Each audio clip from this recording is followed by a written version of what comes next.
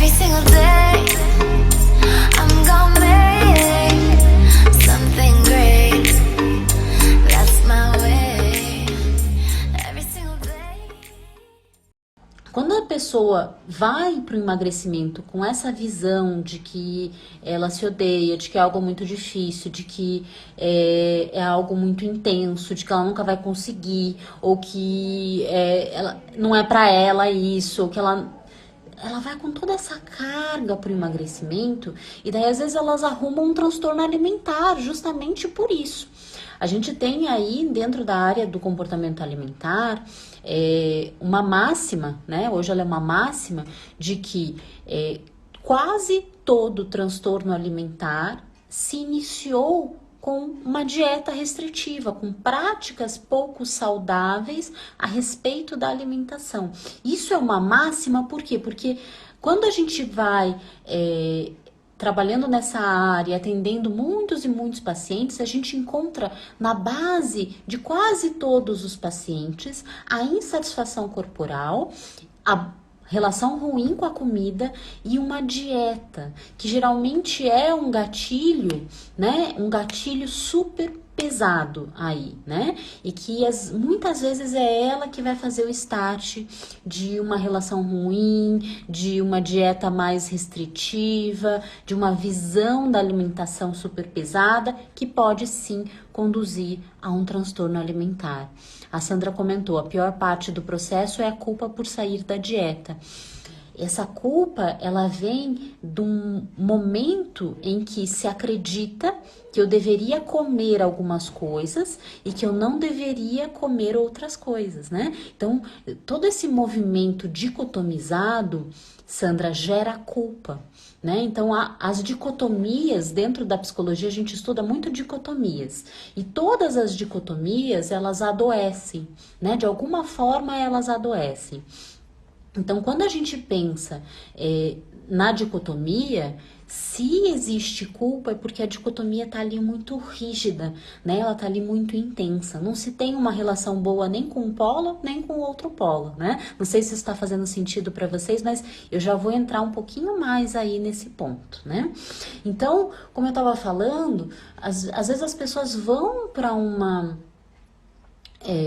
dieta, né? Elas vão para uma restrição, elas vão para um tratamento e que esse tratamento ele é tão inadequado para essa pessoa que ela não sustenta, né? Então, o que geralmente acontece? A pessoa quer emagrecer, né? Daí, o que geralmente a pessoa faz? Ela vai lá e começa, geralmente na segunda-feira, hoje segunda-feira é o dia que se começam dietas, né, e que as pessoas, eu inclusive devia lançar uma campanha, não comece uma dieta, né? Não comece uma dieta na segunda-feira, aliás, não comece uma dieta at all, mas enfim, eu já chego lá. Então, a pessoa começa uma dieta, ela vai iniciar lá na segunda-feira, ela vai se matricular na academia, ou ela vai contratar um personal do YouTube, num programa, tarará, e ela inicia todo um movimento que geralmente tem esses dois componentes, a dieta e a atividade física. Geralmente é mais ou menos assim.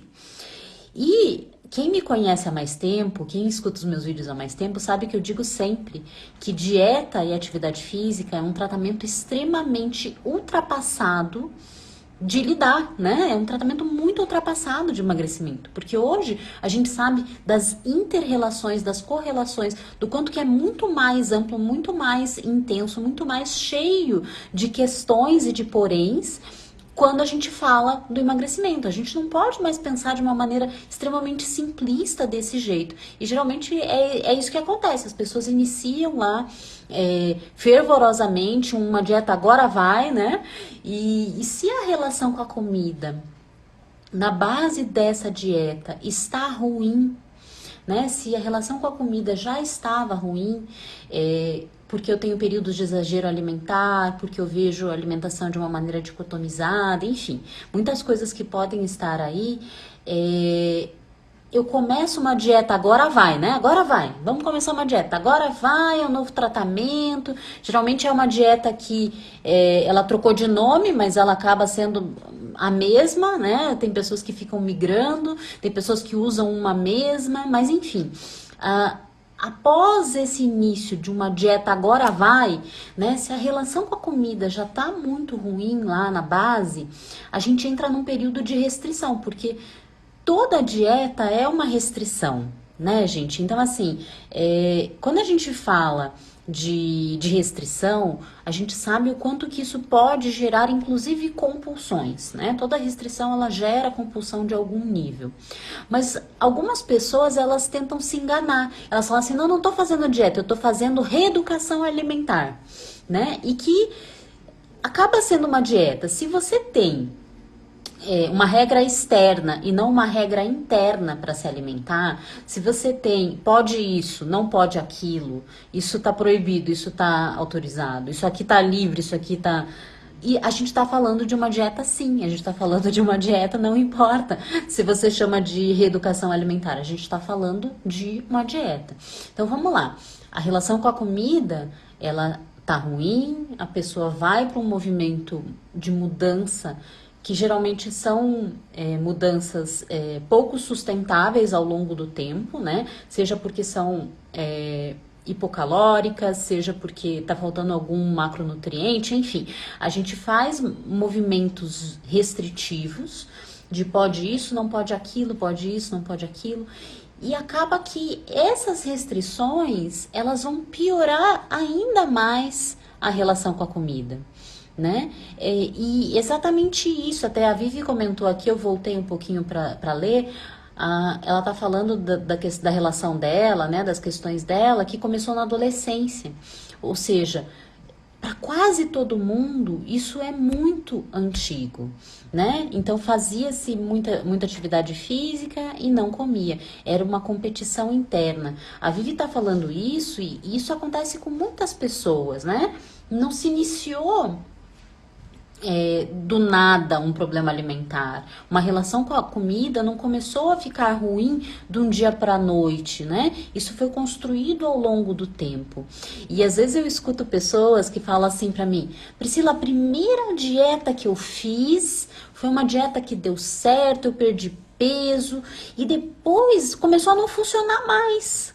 Eu fazia e daí eu perdia menos, fui perdendo menos, até que de repente não funciona pra mim, eu não consigo levar, ou eu levo por um tempo e mesmo assim não dá certo. E eu fico dizendo assim, né, pra pessoa, muitas vezes quando ela me traz isso em consultório, porque o nosso corpo, ele aprende a se defender das maluquices que a gente vai criando, né?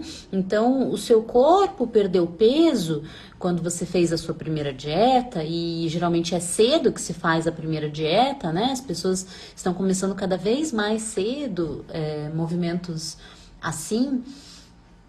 E no começo funcionou porque o corpo estava desavisado, né? E depois o corpo ele vai criando até movimentos para se defender de práticas restritivas. E esse é um dos motivos que a gente diz que as restrições geram compulsão. Porque o nosso corpo, a nossa mente principalmente, ela não entende que você está escolhendo não comer. Se você estiver com uma fome, né? Você tá sentindo fome, o seu corpo tá secretando lá um monte de neuropeptídeos, um monte de coisa, ele tá secretando para te trazer o sinal de fome. Daí você vai lá e ignora o seu sinal de fome. O seu corpo vai pedir cada vez mais forte, e o mais forte é em termos neuroquímicos mesmo, né?